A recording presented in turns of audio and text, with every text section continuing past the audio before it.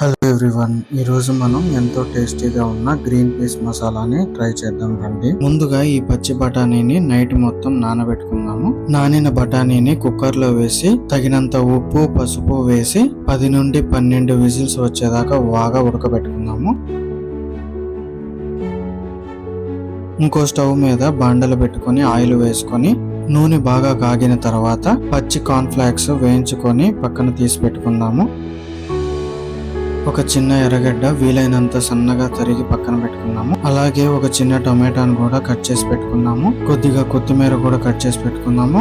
ఒక హాఫ్ నిమ్మకాయ తీసుకున్నాము. నేను ఒక 15 విజిల్స్ దాకా పెట్టాను. ఎంత బాగా ఉడికితే అంత మెత్తగా వస్తుంది. ఆవిరిపోయాక మూత తీసి బాగా స్మాష్ చేసుకున్నాము. నా దగ్గర స్మాషర్ లేదు, నేను గరిటెతోనే చేస్తున్నాను.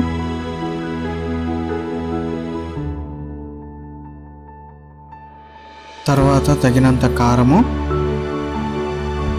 కొంచెం ధనియాల పొడి, కొంచెం గరం మసాలా వేసి బాగా కలుపుకుందాము. బాగా ఉడికిన తర్వాత మనం ముందుగా తరిగి పెట్టుకున్న టమోటాని, ఎర్రగడ్డ కొద్దిగా మసాలా తిక్కుగా అయిపోతే కొద్దిగా హాట్ వాటర్ కూడా వేసి బాగా కలుపుకుందాము. ఒక 5 నిమిషాలు బాగా ఉడికిన తర్వాత మళ్ళీ బాగా స్మాష్ చేద్దాము. బాగా స్మాష్ చేసిన తర్వాత పైన కొత్తిమీర వేసుకుందాము.